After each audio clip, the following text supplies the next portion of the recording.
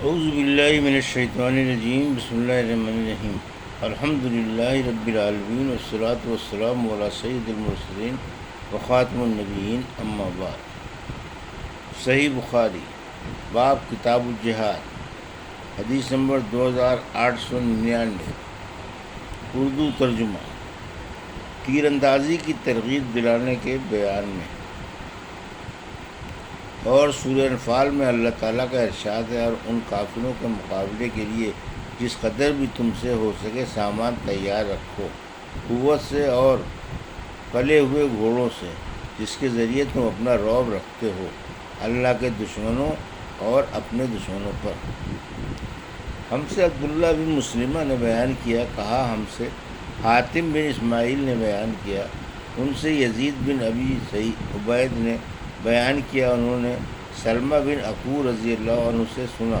انہوں نے بیان کیا کہ نبی کریم صلی اللہ علیہ وسلم کا قبیلہ بنو اسلم کے چند صحابہ پر گزر ہوا جو تیر اندازی کی مشق کر رہے تھے۔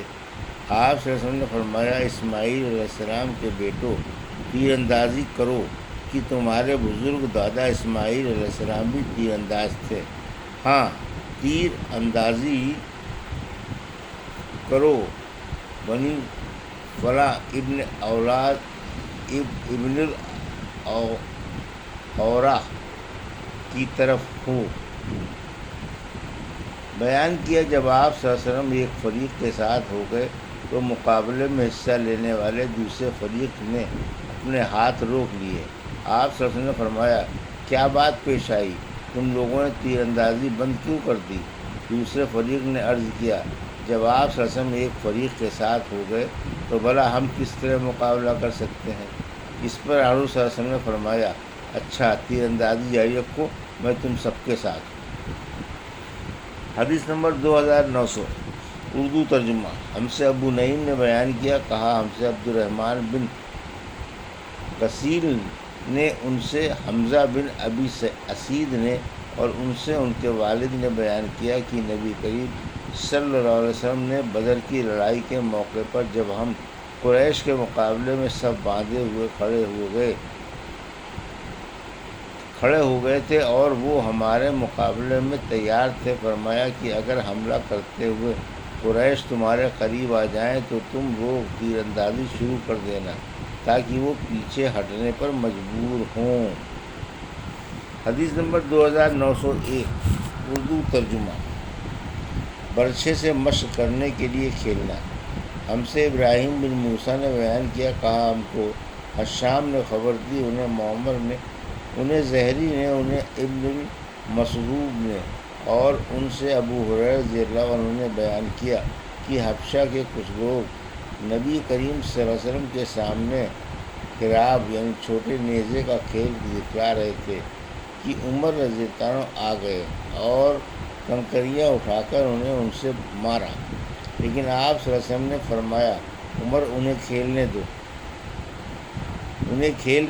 دو۔ علی بن مدینی نے یہ بیان زیادہ کیا کہ ہم سے عبدالرزاق نے بیان کیا، انہیں معمر نے خبر دی کہ مسجد میں یہ صحابہ رضی اللہ عنہ اپنے کھیل کا مظاہرہ کر رہے ہیں۔ حدیث نمبر 2902، اردو ترجمہ۔ ڈھال کا بیان اور جو اپنے ساتھی کی ڈھال کو استعمال کرے اس کا بیان۔ ہم سے احمد بن محمد نے بیان کیا، کہا ہم کو عبداللہ نے خبر دی، کہا ہم کو اوزاعی نے خبر دی، انہوں نے کہا کہ ہمیں اسحاق بن عبداللہ بن ابی طلحہ نے، اور ان سے انس بن مالک رضی اللہ عنہ نے بیان کیا کہ ابو طلحہ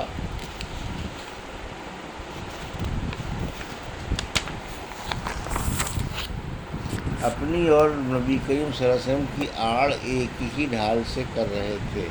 اور ابو طلحہ رضی اللہ عنہ بڑے اچھے تیر انداز تھے، جب وہ تیر مارتے تو نبی اکرم صلی اللہ علیہ وسلم سر اٹھا کر دیکھتے کہ تیر کہاں جا گرا۔ حدیث نمبر 2903،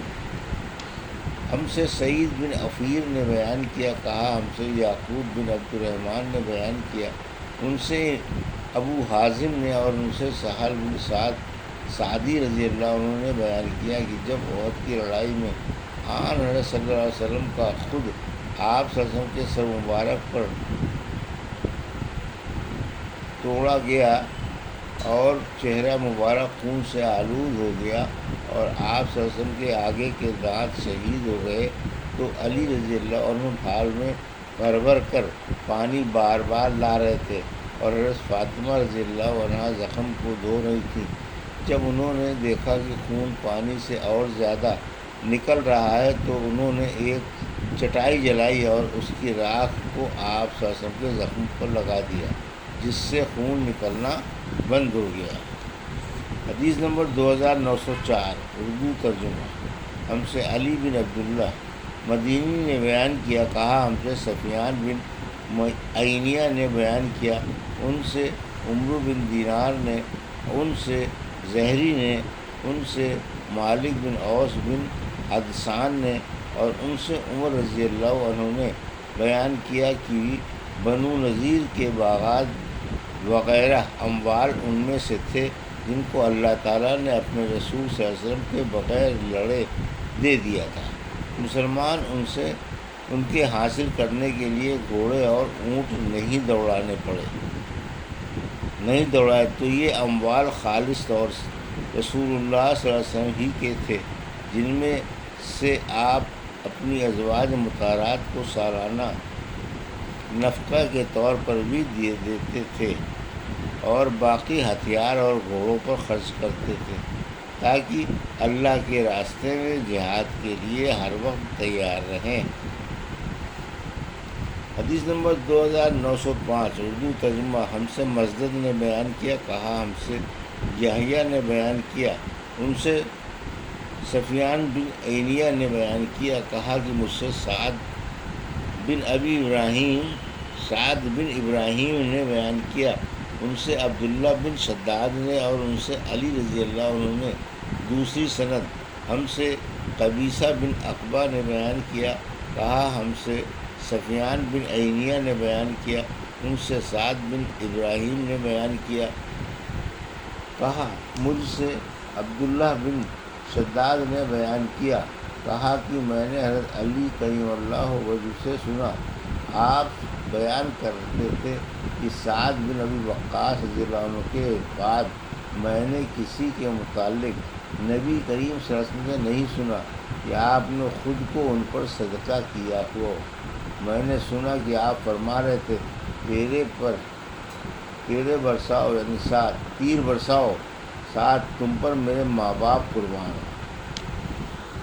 یہ تھی صحیح بخاری باب کتاب الجہاد کی حدیث نمبر 2899 سے 2905 کا اردو ترجمہ، جو ابھی آپ نے سماعت فرمایا۔ اللہ سے دعا ہے کہ اللہ میرے حدیثوں کی صحیح سمجھ عطا فرما اور ان پر عمل کرنے کی توفیق عطا فرما، آمین یا رب العالمین۔